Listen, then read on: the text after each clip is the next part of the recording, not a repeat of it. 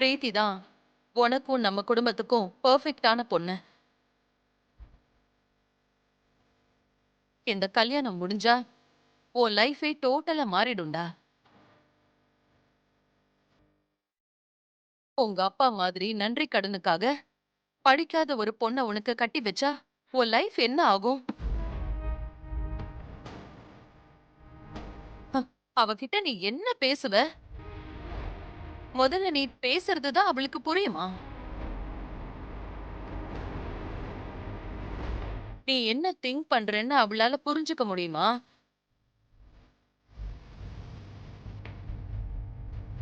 அதிகபட்சமா என்ன அவளால நல்லா சமைச்சு போட முடியும். அது மட்டுமே லைஃப் இல்லையே சஞ்சய். ஒரு லைஃப் பார்ட்னருங்கிறவ ஹஸ்பண்டுக்கு எல்லா விதத்திலையும் சப்போர்ட்டா இருக்கணும். அப்படி ஒருத்தியா பிரீத்தி இருப்பா. ஆ, உங்க அப்பாவை பத்தி எல்லாம் நீ யோசிக்காத, நான் பாத்துக்கிறேன். உங்க கல்யாணம் நல்லபடியா நடக்கும். ம்? இல்லம்மா, வேதாம்மா எனக்கு கொஞ்சம் வெளியில வாங்கம்மா. நீங்க தாம்மா எனக்கு நியாயம் சொல்லணும். வேதாம்மா வாங்கம்மா. என்ன விஷயம்? அம்மா வரட்டுமியா. என்ன விஷயம்னு சொன்னாதானே எங்களுக்கும் தெரியும். ஐயா வேதாம்மா வரட்டுமியா, அவங்க கிட்டே சொல்றையா.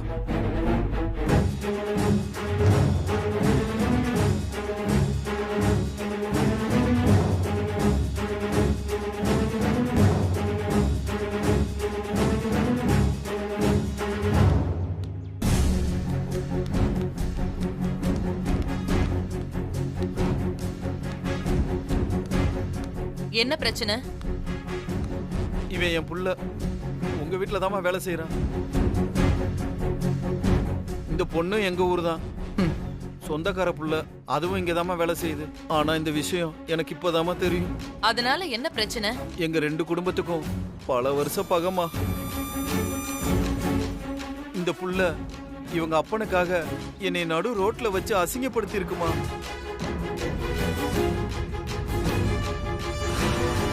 ஆனா இவன் அது எல்லாத்தையும் மறந்துட்டு அந்த புள்ளைய கல்யாணம் பண்ணிருக்காமா.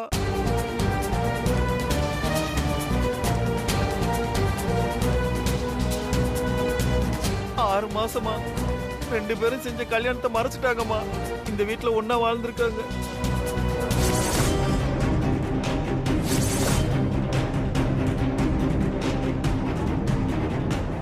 பாவமே.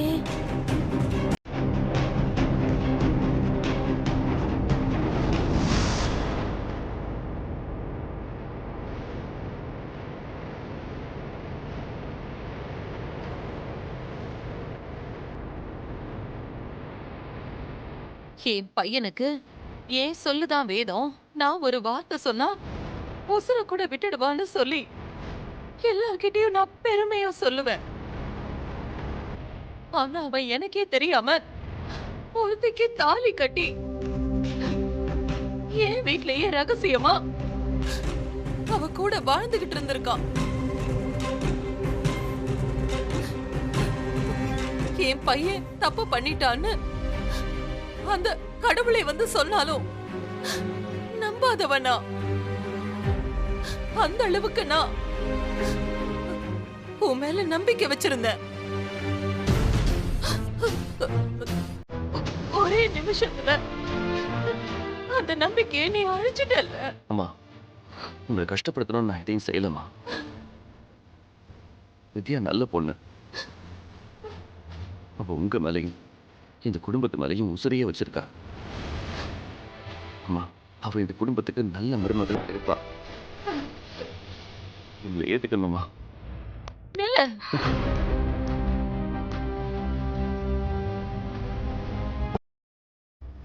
பெத்தவங்களுக்கு துரோகம் பண்ண நீங்க ரெண்டு பேரும் என் காலை தொட்டா அது எனக்கு பாவம். என்கிட்ட வராதீங்க, தள்ளி நில்லுங்க. இது நம்ம பையனோட வாழ்க்கை. எடுத்தோம் கவுத்தோம்லாம் முடிவெடுக்க முடியாது. இதுக்கு மேலே அவங்களுக்காக நீங்க பறிஞ்சு பேசினா என்னோட உயிர் இந்த இடத்துலயே போயிடும்.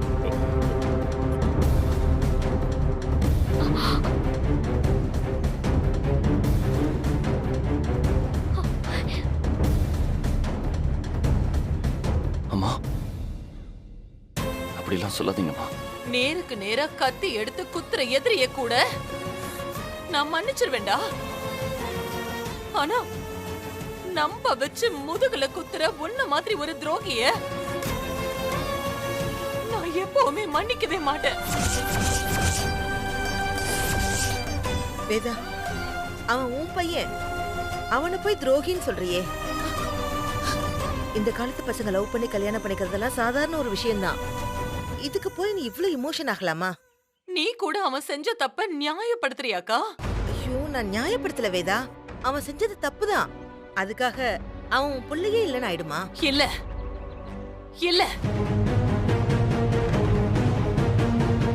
எப்போ என் பேச்ச மீறி நான் எதிரியா நினைக்கிற ஒருத்தி கழுத்துல இவன் தாலிய கட்டினானோ அப்பவே என் புள்ள செத்துட்டான்.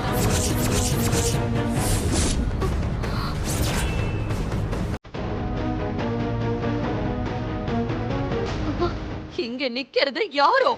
அம்மா பெரிய வார்த்தையெல்லாம் சொல்லாதீங்கம்மா. அம்மா நீங்களும் முக்கியம்மா. ஏய், தொடாத தொடாத. இவ்ளோ பெரிய தப்பு செஞ்சுட்டு கொஞ்சம் கூட குற்ற உணர்ச்சியே இல்லாம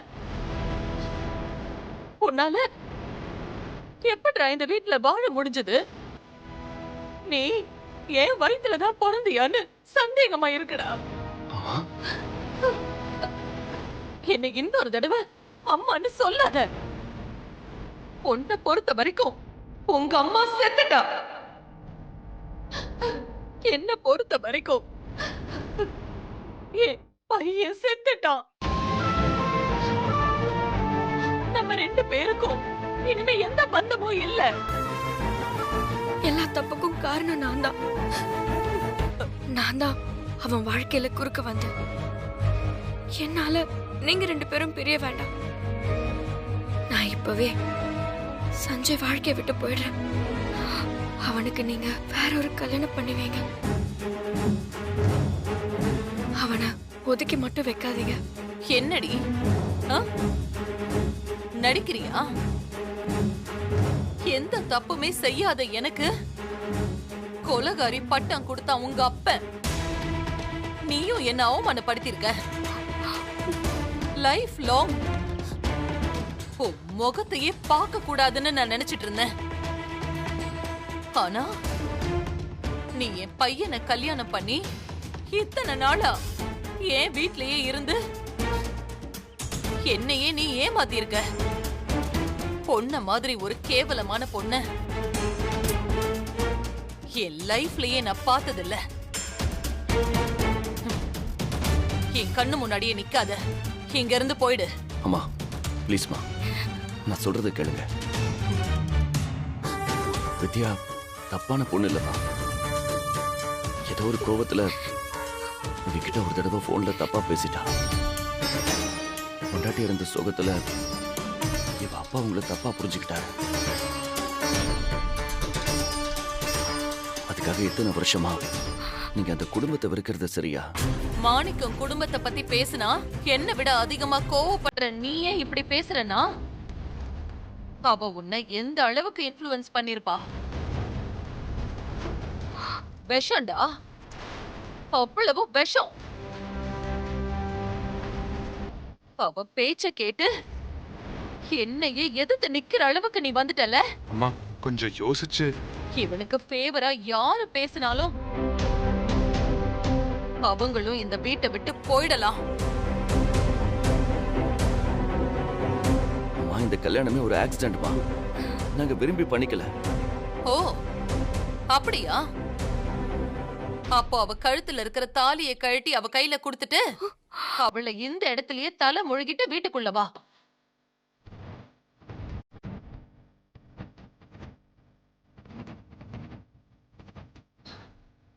ஆக்சிடென்டா நடந்த கல்யாணம் தானே, அப்புறம் என்ன? நான் முக்கியம்னு நீ நினைச்சா நான் சொன்னதை செய். அது என்னால முடியாதுமா. ஏன்னா வித்யாவை நான் விரும்புறேமா. அவ தான் என் லைஃப்னு முடிவு பண்ணிட்டேன். நீ அவதான் உன்னோட லைஃப்னு முடிவு பண்ணிட்ட. உனக்கு இப்போ நாங்க யாரும் தேவையில்லை. அதனால நீ இங்க இருந்து போயிடு. உனக்கு பிடிச்ச இடத்துக்கு போய் அவ கூட நீ சந்தோஷமா வாழு.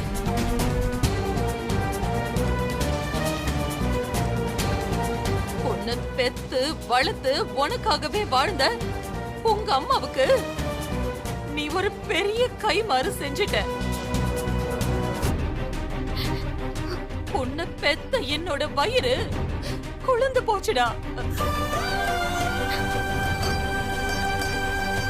இவ்ளோ பெரிய தப்பு பண்ணிட்டு கொஞ்சம் கூட குற்ற உணர்ச்சியே இல்லாம எந்த வீட்லயே இருந்திருக்கியடா. அதை தாண்டா என்னால தாங்கிக்கவே முடியல. இனி இந்த ஜென்மத்துல நான் உன்னை பார்க்கவே கூடாது. உனக்காக நான் சிந்துற கடைசி துளி கண்ணீர் இதுதான்டா. நீங்க என்ன இங்க இருந்து துரத்தை விட்டா நான் உங்க பையன் இல்லைன்னு ஆயிடுமாமா? அம்மா, என் உடம்புல உசுறு இருக்கிற வரைக்கும் நான் உங்க பையன் தாமா. அந்த அடையாளத்தை யாராலையும் அழிக்கவே முடியாதுமா. அம்மா, நான் என் சந்தோஷம் தான் முக்கியம் நினைச்சிருந்தா தாலி கட்டின கையோட இவளை கூட்டிட்டு வந்து உங்க முன்னாடி நின்று இருப்போம்மா. அப்படி பண்ணலாம். நீங்க எங்களை ஏத்துக்கிற வரைக்கும் ஒரே வீட்டுல பிரிஞ்சு வாழலான்னு ஒரு அக்ரிமெண்ட் போட்டு வாழ்ந்துகிட்டு இருப்போம். கழுத்துல இருக்கிற தாலியை தவிர எங்களுக்குள்ள வேற எந்த உறவும் இல்லம்மா. எங்களை பார்த்து துரோகம் பண்ணிட்டோம்னு சொல்றீங்களேம்மா?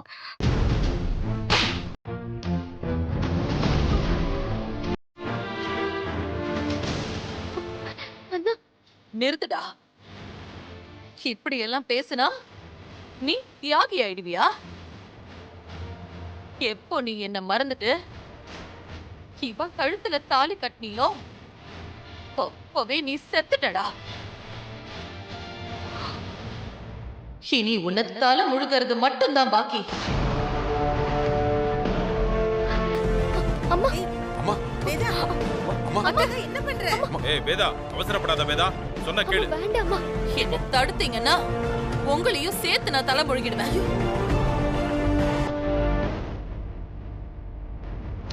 அம்மா, அப்படி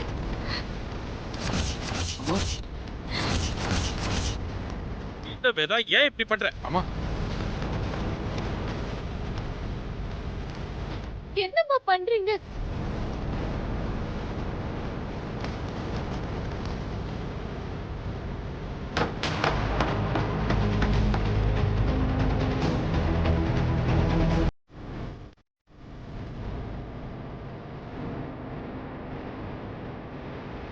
இனி நீ எனக்கு பையனும் இல்ல, நான் உனக்கு அம்மாவும் இல்ல. இனி விஜய், மானசா 2 பிள்ளைங்க மட்டும்தான் எனக்கு. சஞ்சய்ங்கிற பையன் செத்துட்டான்.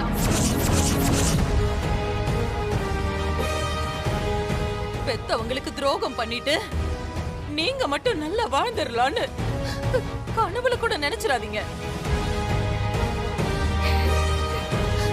அது நடக்காது.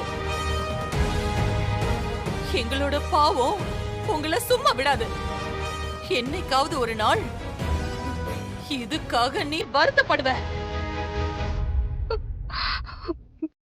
வேண்டாம் வேதா, போங்க.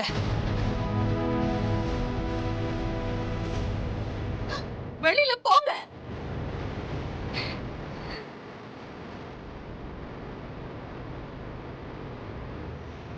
போக மாட்டீங்க? அம்மா, வேதா, அம்மா, நீங்க கொஞ்சம் சொல்லுங்க. அம்மா, சொல்றத கேளு. போடா வெளிய. அம்மா, சொன்னா கேளுங்க. சொன்ன கேளு வேதா, கொஞ்சம் பொறுமையா இரு. போ. வேண்டாம் வேதா. அம்மா, ஓடி. ஏய் வேதா, கதவு மூடு. கொஞ்சம் பொறுமையா இரு. நீங்க என்னோட சாவுக்கு கூட வரக்கூடாது.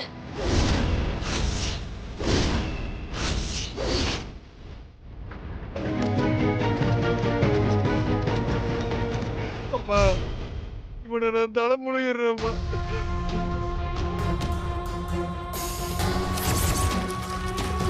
அப்பா, ஏன்ப்பா இப்படி பண்றீங்க?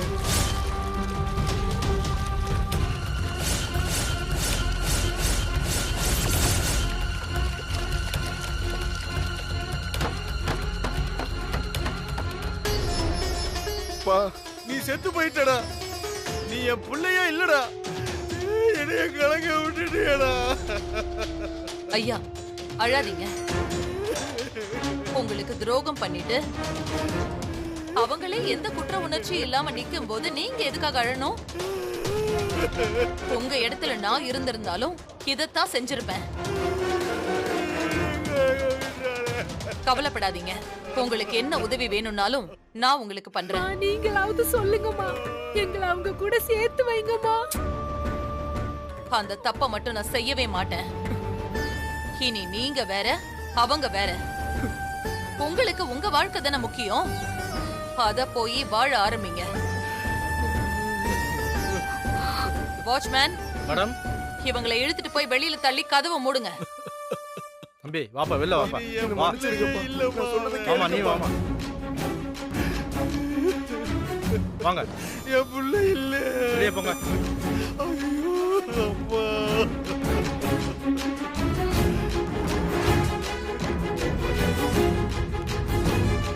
வேதா உள்ள வா, முதல்ல வா.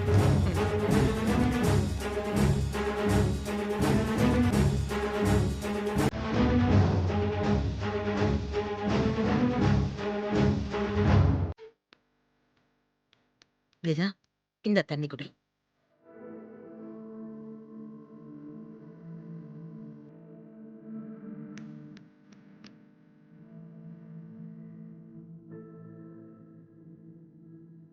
நம்ம வீட்ல வேலை செய்யற ஒரு பையன் செஞ்ச தப்புக்கு நீ ஏன் வேதா இவ்ளோ எமோஷன் ஆகுற?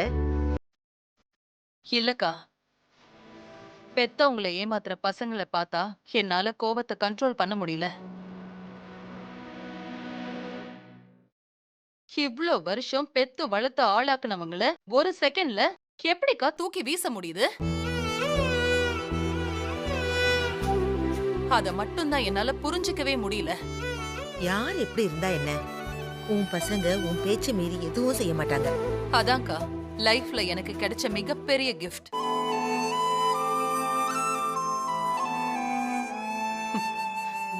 என் பசங்க மாதிரி யாருமே இருக்க மாட்டாங்கக்கா.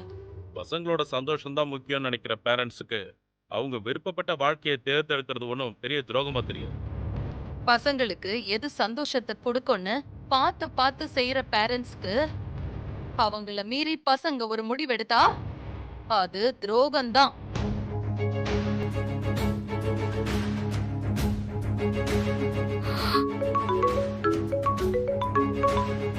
ஹலோ, வேதா இருக்காங்களா? அம்மா, சென்ட்ரல் மினிஸ்டர் கால் பண்ணியிருக்காருமா, லைன்ல இருக்காரு. ஹலோ சார், எப்படி இருக்கீங்க? நல்லா இருக்கேன் மேடம், நீங்க எப்படி இருக்கீங்க? ம், நான் ரொம்ப நல்லா இருக்கேன் சார். பிரஸ் மீட்ட பார்த்தேன், பசங்களுக்கு மேரேஜ் ஃபிக்ஸ் பண்ணிருக்கீங்க போல. ஆமா சார், கல்யாணத்தை உங்க தலைமையில நடத்துறதுக்கு தான் நான் பிளான் பண்ணிருக்கேன். அரேஞ்ச் மேரேஜா லவ் மேரேஜா? அரேஞ்ச் மேரேஜ் தான் சார். என் பசங்க லவ் எல்லாம் பண்ண மாட்டாங்க. நான் அவங்களுக்கு சரியான வாழ்க்கையை தான் கொடுப்பேன்னு அவங்களுக்கு நல்லாவே தெரியும். உங்க பசங்களுக்கு என்னோட வாழ்த்துக்களை சொல்லிடுங்க. நீங்களே சொல்லிடுங்க சார். ஒரு நிமிஷம்.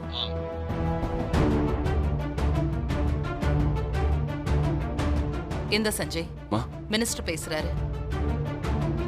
Hello sir. வாழ்த்துக்கள் சஞ்சய், எப்பவும் இதே மாதிரி உன் அம்மா பெருமைப்படுற அளவுக்கு நடந்துக்கணும், என்ன? கண்டிப்பா சார். தேதி முடிவானதும் இன்விடேஷனோட வந்து உங்களை நேர்ல மீட் பண்றேன் சார். ஓகே வேதா மேடம், நான் வச்சிடுறேன். Thank you sir.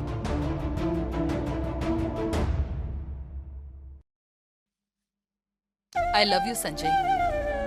I am proud of you. வாசங்கிற பேர்ல பசங்களை தலையாட்டி பொம்மையா வச்சிருக்கிறதுல அப்படி என்னதான் பெருமையும். நல்லா இருக்கு.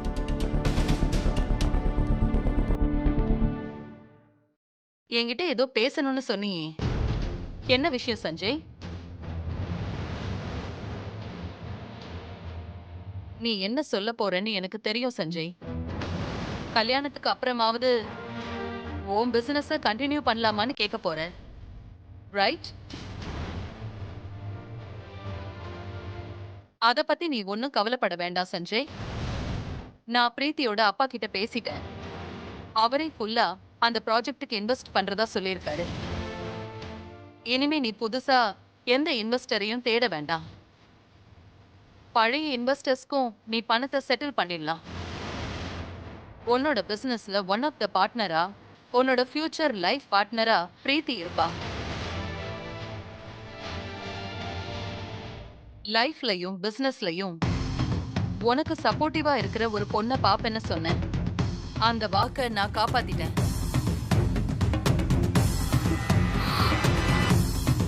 நீங்க என்ன பிளான் பண்ணாலும் கடைசியா என்னதான் உங்க மருமகன் சொல்லி ஆகணும். இப்போ உன்னோட குழப்பம் தீந்துருச்சா?